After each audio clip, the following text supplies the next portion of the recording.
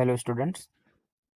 तो हम स्टार्ट करते हैं कक्षा 10 विज्ञान 100 इम्पोर्टेंट महत्वपूर्ण एमसीक्यूज जो आपके 20 मार्क्स के लिए इम्पोर्टेंट है। तो अगर आप ये लेक्चर्स पढ़ते हैं तो 20 मार्क्स आपका कहीं गया नहीं है। मैंने इम्पोर्टेंट क्वेश्चन बना के रखा है। तो पहला अध्याय है रासायनिक क्रिया एवं समीकरण। इसके क्वेश्चंस हैं। पहला क्वेश्चन है रासायनिक समीकरण को संतुलित क्यों किया जाता है।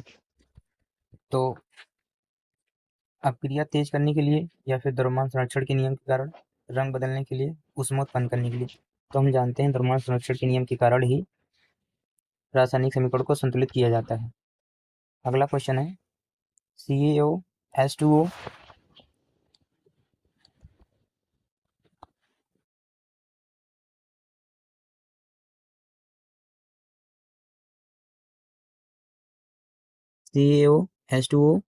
तो प्रोडक्ट में क्या मिल रहा है, CaOH का होल ट्वाइस। ये किस प्रकार की अपक्रिया को दर्शाता है, तो ये संयोजन अपक्रिया को दर्शाता है। FeCuSO4 और यहाँ पे FeSO4Cu किस अपक्रिया का उदाहरण है, ये वियोजन अपक्रिया का उदाहरण है। क्यों? क्योंकि वियोजन अपक्रिया कहता है किसी भी विलयन में अधिक क्रियाशील धातु अपने से कम क्रियाशील धातु को उसके धातु आयन से विस्थापित कर देता है। तो यहाँ देखते हैं Cu जो है कम क्रियाशील है, Fe अधिक क्रियाशील है, तो यहाँ से विस्थापित कर दे रहा है, तो इसलिए विस्थापन अपक्रिया होगा।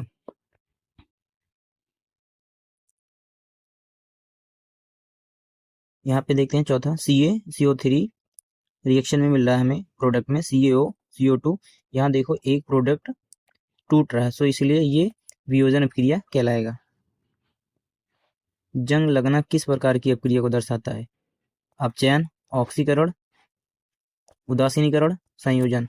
तो ये अपक्रिया ऑक्सीकरण कहलाता है। क्यों? क्योंकि जंग लगने क्या होता है, लोहा की रॉड है उस पर पानी के संपर्क में जंग लगने लगता है, तो उसमें ऑक्सीकरण अपक्रिया होता है ऑक्सीजन की उपस्थिति में।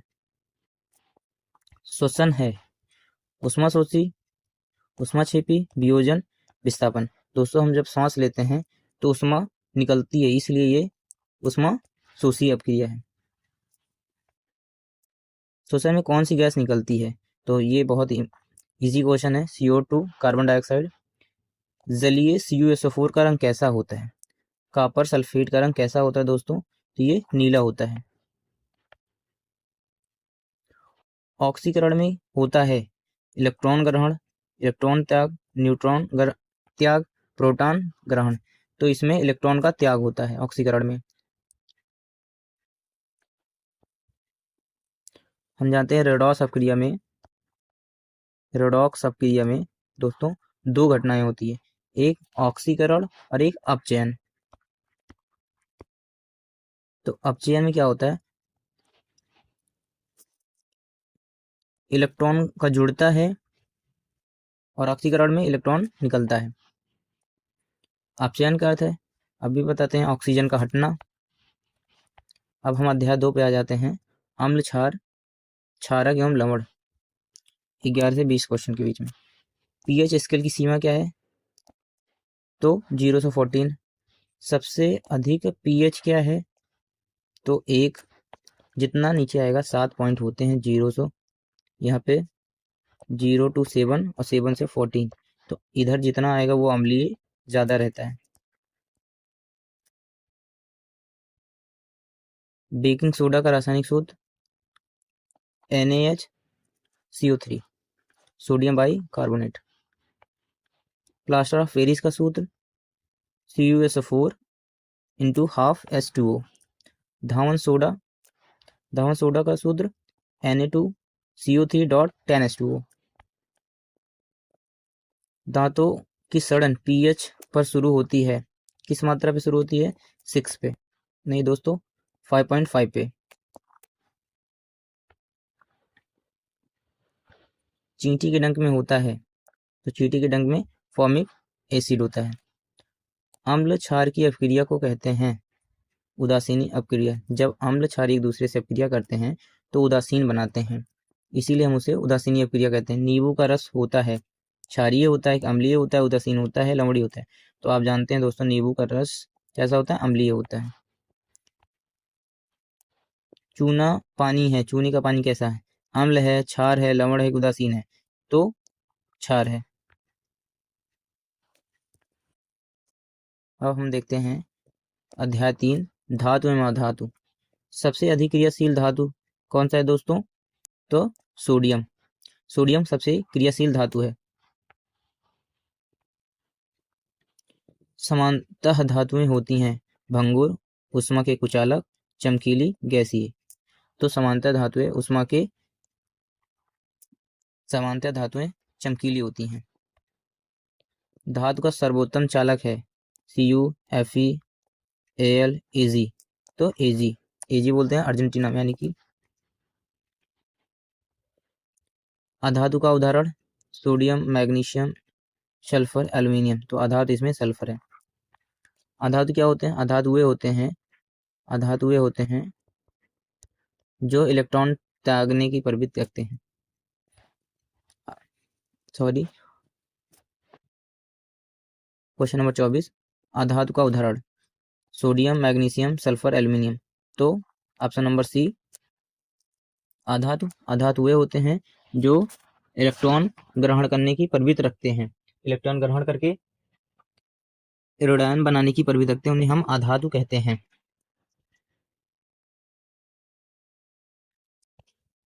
अब क्वेश्चन नंबर 25 आयनिक यौगिक बनते हैं कैसे, इलेक्ट्रॉन साझा करने से, इलेक्ट्रॉन त्याग ग्रहण से, इलेक्ट्रॉन से, प्रोटॉन से। तो इलेक्ट्रॉन ग्रहण करने से बनते हैं। धातुओं की प्राप्ति की प्रक्रिया कहलाती है, तो धातु कर्म कहलाती है। स्टील है क्या चीज है, शुद्ध धातु है, मिश्र धातु है, अधातु है, यौगिक है। तो हम जानते हैं स्टील जो है मिश्र धातु है। सोडियम को केरोसिन में रखा जाता है क्योंकि जंग लगती है, जल से तीव्र क्रिया करता है, भारी है, महंगा है। तो हम जानते हैं सोडियम जल के साथ बहुत तेजी से अपक्रिया करता है, तो इसलिए जल इसे केरोसिन में रखता है। केरोसिन मतलब मिट्टी का तेल। जिंक का अयस्क है बॉक्साइट, जिंक ब्लेड, हेमेटाइट, गैल्ना। तो जिंक का अयस्क जो होता है जिंक ब्लेड होता है, क्योंकि इसके आगे जिंक लगा है, इसलिए आसानी से इसको पता कर सकते हैं। निम्न में से मिश्र धातु नहीं है, पीतल, कांसा, स्टील, सोडियम। तो दोस्तों सोडियम नहीं, क्यों, क्योंकि सोडियम जो है एक धातु है।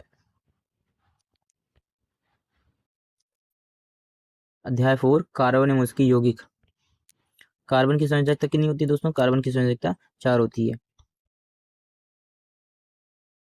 समजातीय श्रेणी में समान होता है भौतिक गुण, रासायनिक गुण, रंग, घनत्व। तो उनके रासायनिक गुण समान होते हैं।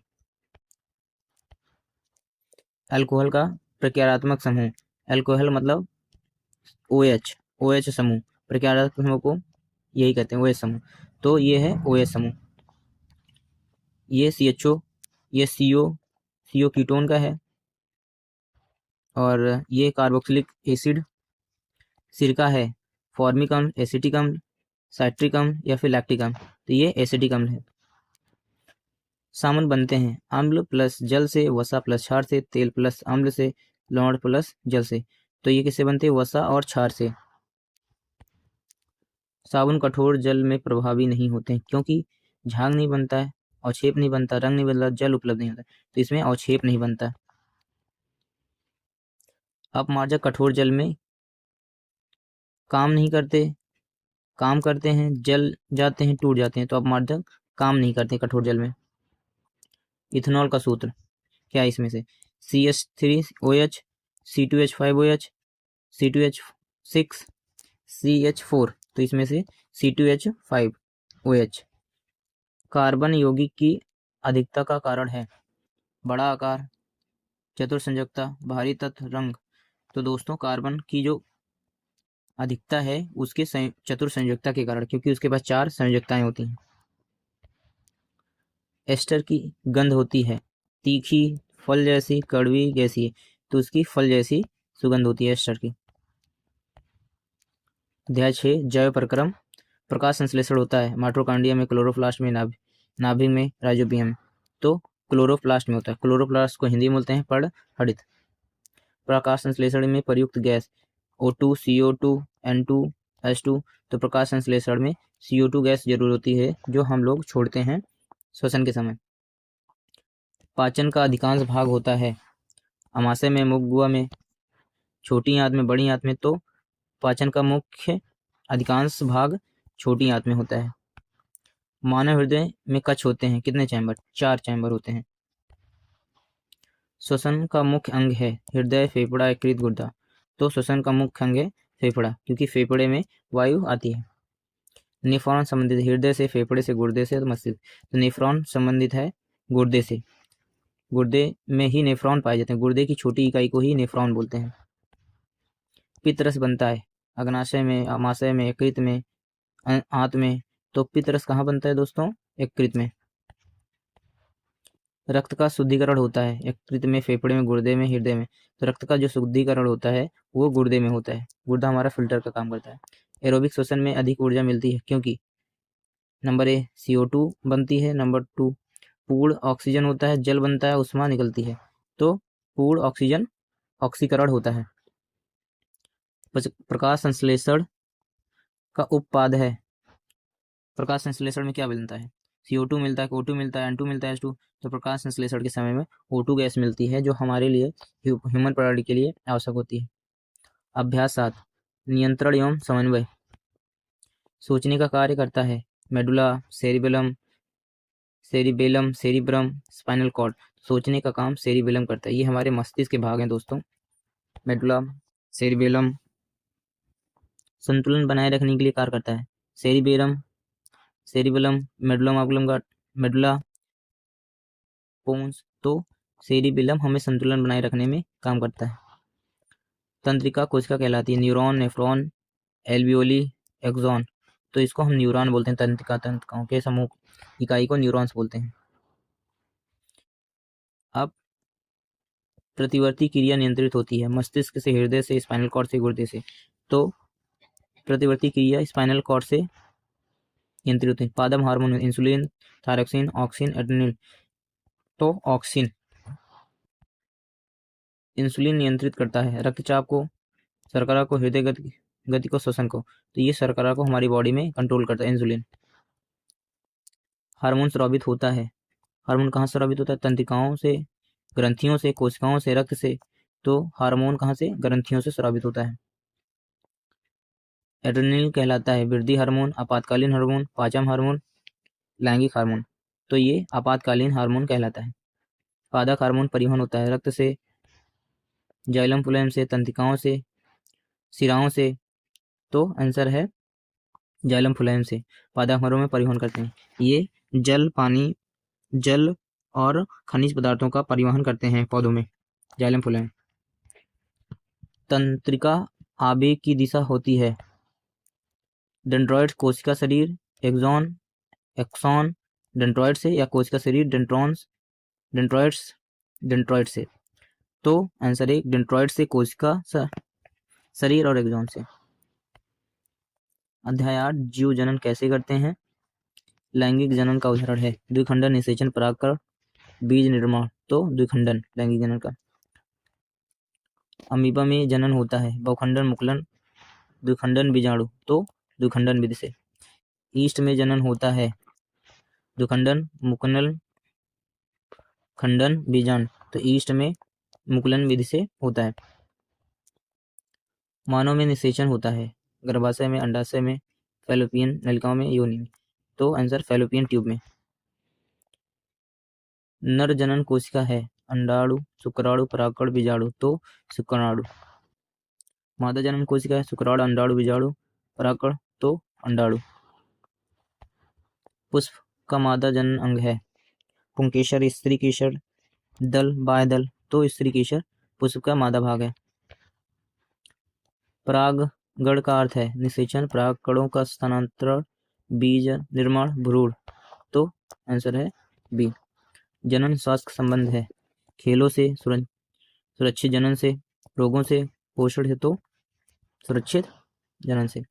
HIV फैलता है वायु से, जल से, संक्रमित से, सुई से, भोजन से। तो संक्रमित सुई से HIV फैलता है।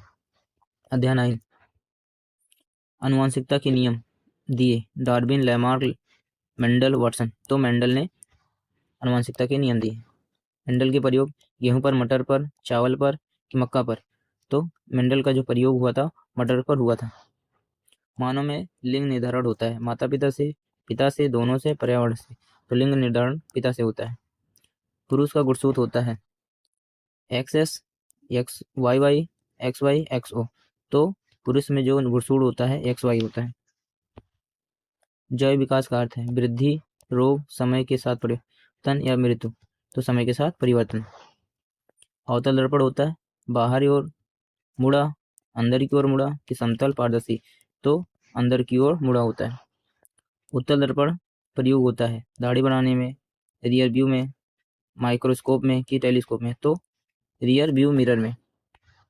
दर्पण का सूत्र होता है 1/f = 1/v + 1/u। आवर्धन का सूत्र m बराबर होता है v/u। अपवर्तन के लिए है न्यूटन, आइंस्टीन, स्नेल। तो स्नेल का नियम। उत्तल लेंस कहलाता है अभिसारी, समतल दर्पण, परावर्तक लेंस। तो उत्तल लेंस को अभिसारी लेंस कहते हैं। लेंस की क्षमता को क्या कहते हैं? मीटर, जूल की डायोप्टर। तो डायोप्टर में नापते हैं।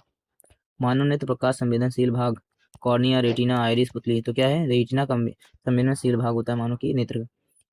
निकट दृष्टि दोष का निवारण उत्तल लेंस या अवतल लेंस से, समतल दर्पण की दर्पण से? तो आंसर है उत्तल लेंस से। आकाश नीला दिखाई देता है परावर्तन से, अपवर्तन से, प्रकीर्णन से, विवर्तन से। प्रकाश के परावर्तन के कारण प्रकाश के प्रकीर्णन के कारण आकाश नीला दिखाई देता है। ओम ला है V = IR, ओम ला। विद्युत धारा की SI इकाई है एम्पियर। श्रेणी क्रम में संयोजन धारा अलग अलग होती है या समान, शून्य, अनंत? तो समान होती है। विद्युत शक्ति का सूत्र P = VI। चुंबकीय क्षेत्र रेखाएं सीधी, टूटती, वक्र, अनियमित। तो बंद वक्र बनाती हैं। चुंबकीय क्षेत्र ऐसे क्षेत्र ले लेते हैं NS। तो क्षेत्र से निकलती हैं, इधर जाती हैं। एक निकलता है इधर से। ये एक दूसरे से कभी कट नहीं करते हैं, एक समांतर दूरी पे भी होते हैं।